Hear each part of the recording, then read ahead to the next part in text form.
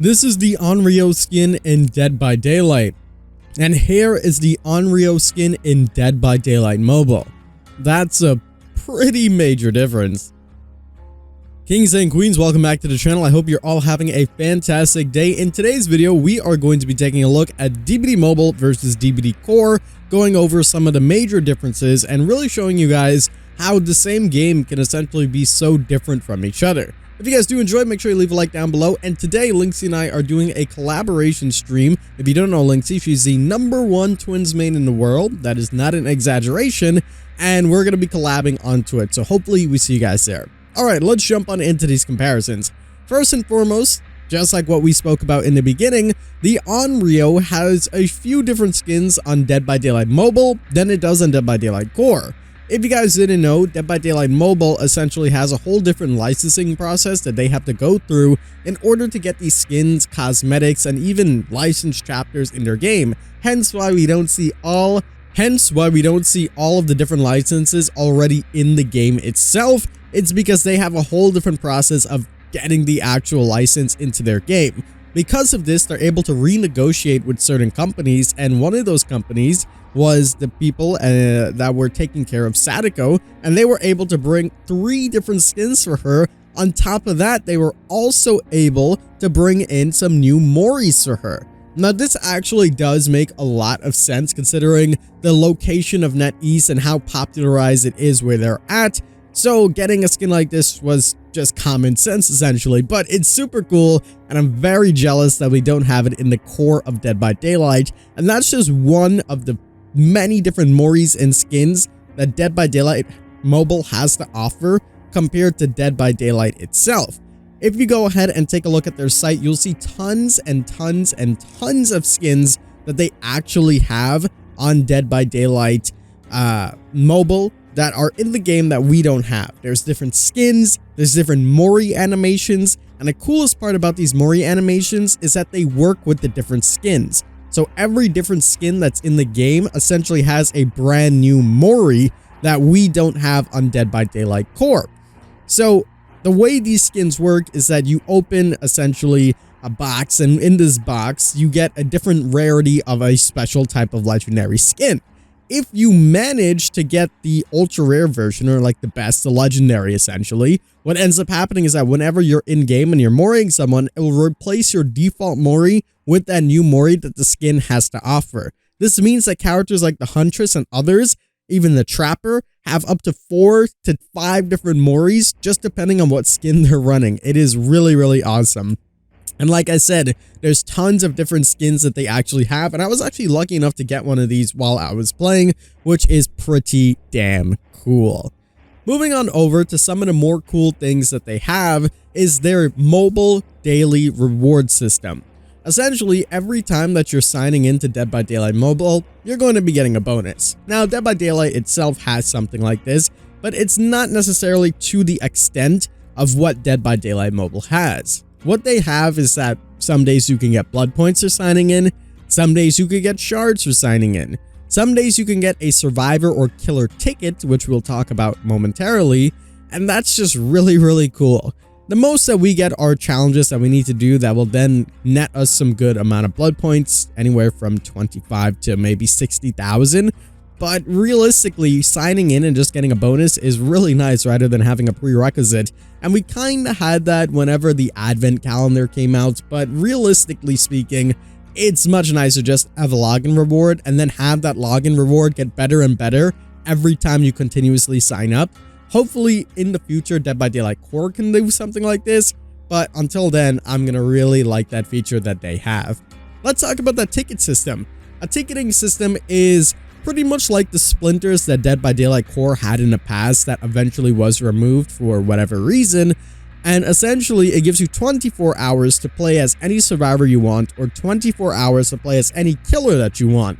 This is pretty cool because now if you just want to hop into a game, test a character out before actually purchasing them, you can now do that with these tickets. Now, Dead by Daylight Core had something like this called Splinter Offerings. These offerings allowed you to play as certain characters even if you didn't have them unlocked.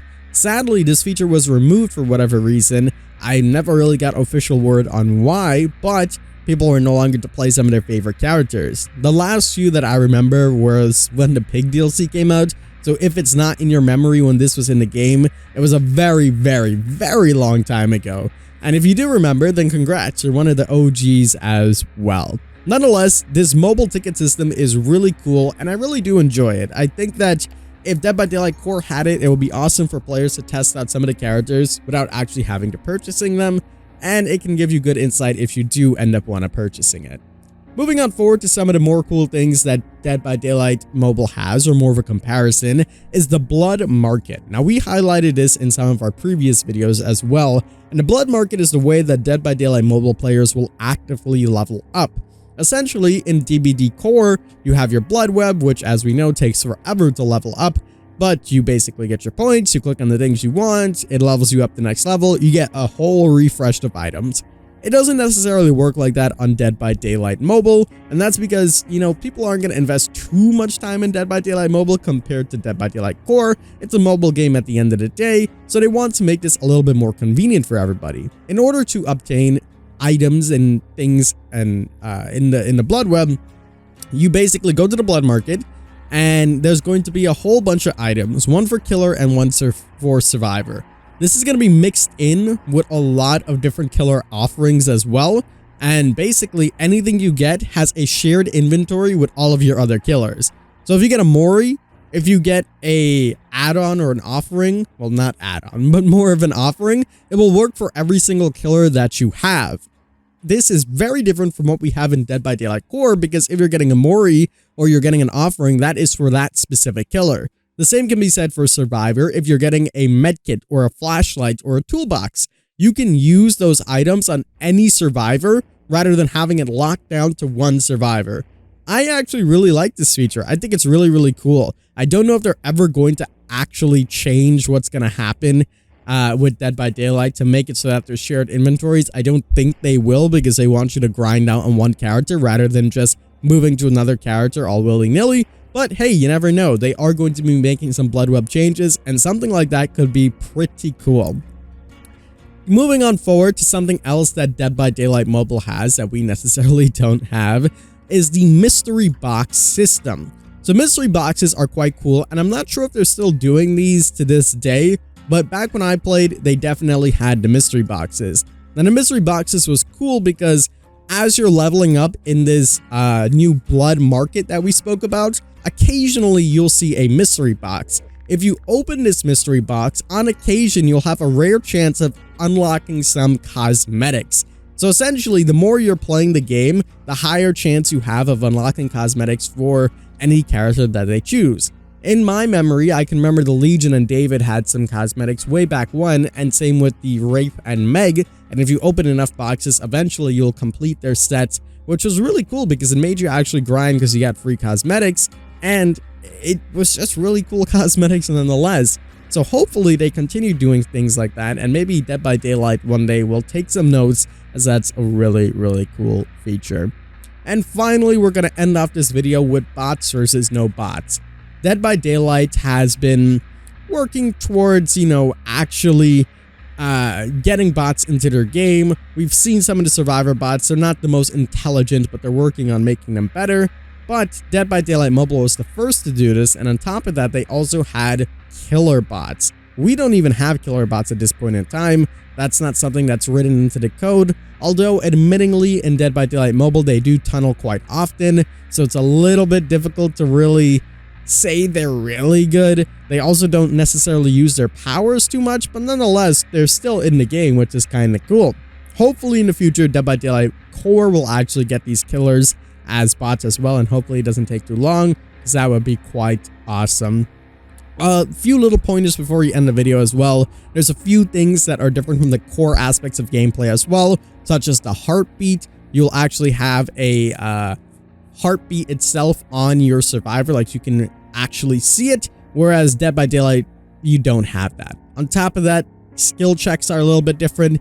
In Dead by Daylight Core, you guys notice skill check, it just goes into circle, you press the space bar whenever it happens. In Dead by Daylight Mobile, it's a little bit different, as the skill check comes left to right, it's not a big circle, and you have to hit it at the appropriate time. If you guys haven't checked out Dead by Daylight Mobile, I recommend it. They recently have done their merging essentially with NetEase, and it's quite decent. I recommend taking a look at it. This isn't sponsored or anything like that, but it's still pretty cool to talk about them nonetheless. But that is going to wrap it up for today's video. I hope you guys did enjoy. If you did, leave a like down below and subscribe for some more awesome Dead by Daylight content. Again, Linksy and I are doing a wonderful collaboration stream today, and I would love to have you guys there.